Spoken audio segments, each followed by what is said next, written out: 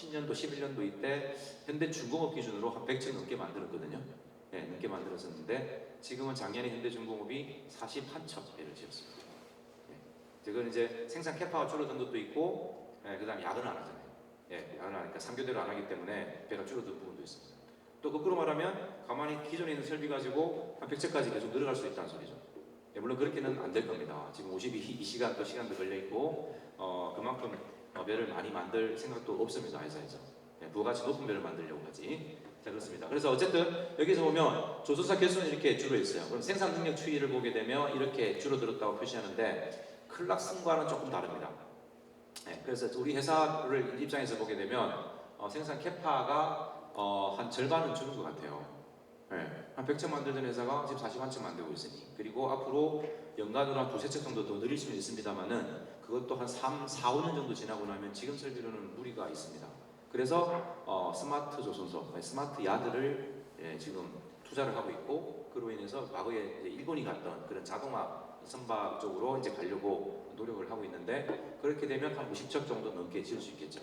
네, 그런 상황이라고 보시면 됩니다. 어쨌든 지금 전 세계 조선사들이 줄어가지고 여기서 작년 동안 한 해를 더 지켜봤어요. 이게 확 줄었다가 도대체 1년이 좋아지면서 지금 조선사들은 도대체 몇 개일까? 75개가 안 됩니다. 네, 이 늘어서 지금 이 정도입니다. 그 작년에 늘어가지고요. 늘어서 이 정도고 70한 서너 개 정도 조선사. 그러니까 지금 업황이 좋아지는데 불구하고 조선사가 안 생기는 거예요. 네, 안 생긴다는 소리는 이제 이런 산업에 정부도 투자를 안 해주고, 기회를 안 해주고, 은행들도 안 도와주는 소리예요. 예, 안 도와주고 너네들 만들지 마, 돈 안 되는 거. 또 언제까지 계속 오르는데 조선 돈 되겠어? 하면서 안 지어주고, 실제로 이걸 하겠다고 덤벼드는 사업가도 없다는 소리입니다. 예, 이렇게 업황이 호황인데도 불구하고, 그래서 향후에 조선사들 입장에서도 보면 3년치를 광고를 그대로 유지하면서 성과를 올리려고 하는 게 지금 맞아떨어지고 있는 거죠. 예. 가장 중요한 키포인트 중에 하나입니다. 그 다음에 이제 교체입니다. 전 세계적으로 도대체 얼만큼 배가 필요할까, 더 교체가 배가 없어질까 라고 이제 말씀을 하시는데, 여기서 이제 하나 재밌는 또 내용이 또 하나 있어요. 여기 숨겨진 내용이 있습니다. 여기는 단순하게 연령의 연령, 배를 연령을 따져서 한 15년 정도 후부터는 배를 20년 생각한다고 말씀드렸잖아요. 그래서 20년 정도, 15년 정도 지나고 나면 얘는 이제 해체를 하기 위해서 뭔가 준비를 하는 단계이고, 그리고 5년마다 배를 한번 수리를 하게 되는데, 한 20년 대 배는 수리도 안 해요, 이제 그때부터는. 그냥 쓰다가 버리고 뭐 이런 식으로 가고, 아까 말씀드린 너무 비싼 배, 그리고 지금 업황이 너무 좋아가지고 그래도 한 1년 더 써봐야 되겠다 라고 하는 배들은 수리를 한번 거치고, 그래서 지금 현재 그 컨테이너 업황 같으면 그 정도 운임이 좋다 그러면 20년 내에 폐각할 배가 한 25년 더 쓰게 되는 거죠. 또 거꾸로 업황이 안 좋게 되면 배를 수리하고 유지하는 데 비용이 더 들어가요. 그럼 또 배를 빨리 또 퇴각시켜 버립니다. 그래서 지금은 한 25년 정도 쓴다고 보시면 될 것 같습니다. 그리고 LNG선 같은 경우는 한 30년 정도 쓴다고 보시면 될 것 같고, 그래서 단순 연령으로 따지면 이렇게 지금 줄고 있습니다.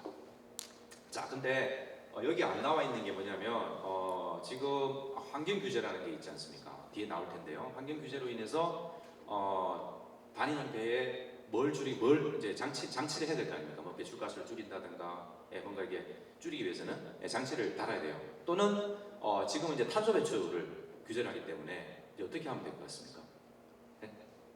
탄소 배출. 그러니까 이산화탄소를 줄이려면 우리도 자동차를 모시다 보면 에코 모드라고 있지 않습니까? 연비 절감이잖아요. 연비 줄여야 되는 거예요.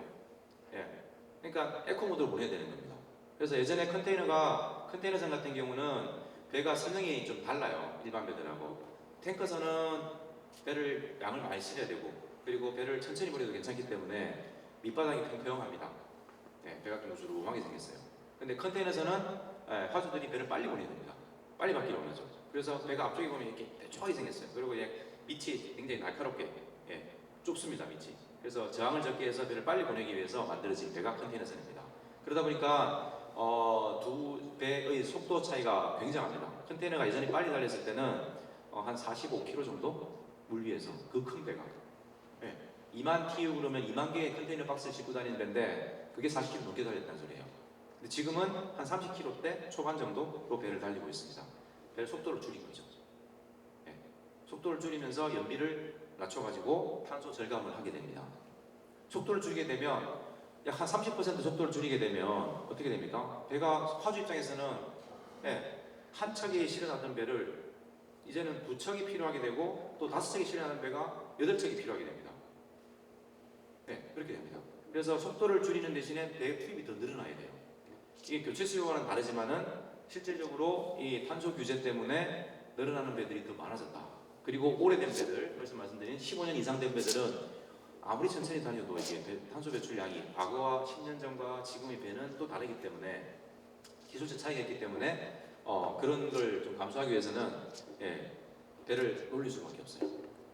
그래서 우리가 모르는 아이들링하는 배들, 그 다음에 이렇게 속도를 줄이면서 이게 슬로우 스티밍이라고 그러는데요. 줄이면서 더 투입하는 배들이 늘어나가지고 그 만약 또 하나가 빠져버리면 화주 입장에서 배를 빨리 물건을 빨리 받아야 되는데 그게 또 안 되다 보면 상대적으로 상당히 뭔가 이게 안 맞기 때문에 배가 더 투입이 돼야 된다.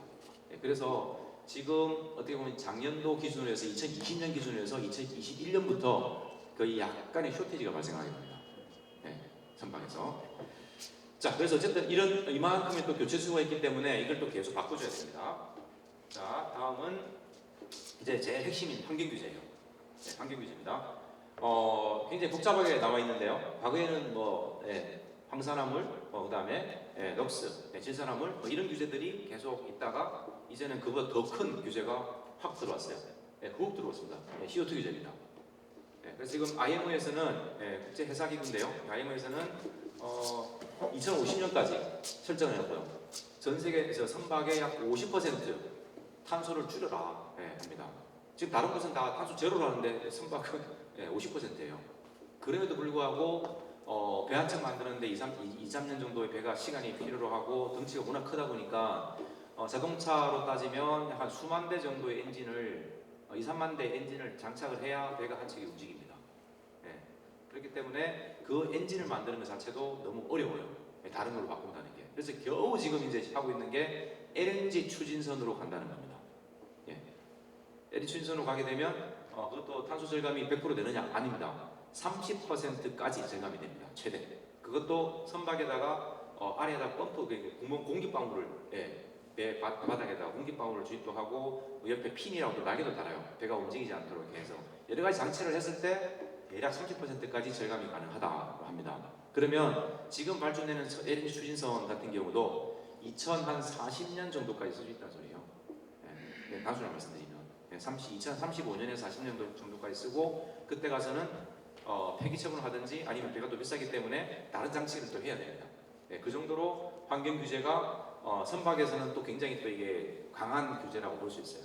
그래서 이 규제가 겹치면서 또 거기다 또 EDI, EXI 이런 규제들이 또 겹칩니다. 이제는 야 너네들 가봤더니 기존에 있는 배는 어떻게 할래? 이거예요. 기존에 있는 배들도 빨리 퇴각을 시키든지 아니면 빨리 수리를 해서 바꿔 엔진을 교체하든지 여러 가지 형태로 이제 압박을 가하기 시작합니다. 그게 EXI인데요. 내년부터 시행이 됩니다. 모든 배들의 전 세계에 있는 모든 배들이 배를 다니는데 걔를 등급을 매기는 거예요. 탄소 배출 측정을 해가지고. 처음에 출발할 때, 그다음 도착했을 때 연료가 얼마큼 줄어들었느냐 가지고 계산을 해가지고 A, B, C까지는 오케이 괜찮아요. D 이상 이하로 받아버리면 얘는 이제 퇴출 각이에요. 그래서 3년 연속으로 D 이하를 받아버리면 얘는 무조건 강제 퇴출입니다. 강제 퇴출. 그리고 A 등급 받는 한테는 조금 더 베니핏을 주는 그런 형태로 지금 규제를 내년부터 시행하게 됩니다. 따라서 현재 있는 모든 배들이 내년에 또 운항할 수 있는 배가 도대체 몇 척이 될까? 그것도 계산 불가합니다 지금. 상당히 많이 있을 거라고 예상하고 있고 몰래 나가면 되지 않느냐라고 하는데 이제 점점 규제가 강화되다 보니까 이제 각국에서 막아버리는 거예요. 각국에서. 이건 자율규제입니다. 어떻게 보면 이제 IMO가 강제 규제가 없기 때문에 사실상 그 자율규제에 가까운데 이제 각국에서 그걸 막다 보니까는 특히 우리 항로의 대부분이 유럽이나 미국, 그다음에 아시아 쪽 이렇게 오게 되는데 그 대부분의 국가들은 지금 자기네들이 스스로 다 규제를 잘 지키고 있지 않습니까? 그래서 이런 규제들이 이제 계속 있게 되면 좀 더 자세하게 한번 보겠습니다. 과거에 이렇게 황산화물, 질산화물이 있었다면 지금은 이제 탄소 쪽으로 줄여야 되는 건데 그걸 맞출 수 있는 게 현재로서 LNG가 가장 최선의 방법이다. 얘를 이제 뛰어넘어서 탄소 제로로 가려면 어떻게 할까? 그게 암모니아 추진선이라든가 그런 이제 탄소가 없으니까요. 그 다음에 수소라든가 이런 식으로 이제 가게 되는 거죠. 자, 거기다가 한 발 더 얹습니다. 이제 묶고 딱 올라갑니다. 왜냐하면 유럽에서 이런 또 ETS라는 이또 규정을 만듭니다. 1년만 더 당길래? 쉽게 말씀드리면 그거예요. 그냥 규제를 더 높여버리고요. 좀 더 빨리 해라는 규제를 좀 들어갑니다. 이제 EU 쪽에서의 행태이기 때문에 이게 전 세계적으로는 다 맞지는 않지만은 어쨌든 이런 식의 강요를 하게 됩니다. 그러다 보니까 지금 전 세계 있는 선박들이 사실 말이 10만 대지 그 배 중에 상당 부분은 뭔가 규제 때문에 배가 못 다닐 환경이 처해집니다. 자, 그러면 모든 배들이 다 못 다니면 어떻게 되느냐? 세상에 또 물류대란 일어나는 거 아니냐 이렇게 생각하실 수도 있는데 이 규제들을 피해서 다니는 배들이 굉장히 많다는 겁니다. 아직까지는요. 그리고 아프리카라든가 이런 쪽에서는 규제를 자국에서 그렇게 안 하기 때문에 실제적으로는 어떤 항로에 따라서 선사 입장에서도 이걸 규제가 강한 지역과 강하지 않은 지역을 배를 신주 발주를 내면서 돌리게 되는 거죠. 돌려서 여러 가지 형태로 배를 이제 운영을 하고 있고요. 그 다음에 선대가 큰 그 해운사들 입장에서는 빨리 탄소 제로로 가버려서 그 배와 얘를 합산을 하는 거예요. 그러면 그걸 이제 탄소 규제를 합니다. 30%니까 제로인 것과 100% 내보낸 그 두 개가 아니죠. 뭐 서너 채까지 합쳐가지고 얘는 그러면 30% 절감했습니다 하고 퉁쳐서 갈 수 있게 만들어준 거죠. 그래서 해운 선사 중에서는 어떤 선사 쪽에서는 LNG 추진선으로 가고요. 또 어떤 선사에서 머스크 같은 세계 1위에서 머스크 같은 회사에서는 자기는 LNG 추진선 안 하겠다는 거예요. 그럼 도대체 어떻게 할 거냐? 메탄올 추진선을 하겠다는 겁니다. 메탄올은 안에 C가 들어있는데 라고 이제 말씀하시는데 메탄올을 추출하는 과정에서 탄소를 다 포집을 해가지고 그만큼 포집을 해서 뺐다는 거죠. 그래서 얘가 탄소가 나오더라도 그 전에 뺐기 때문에 탄소 제로라고 인정해달라 라고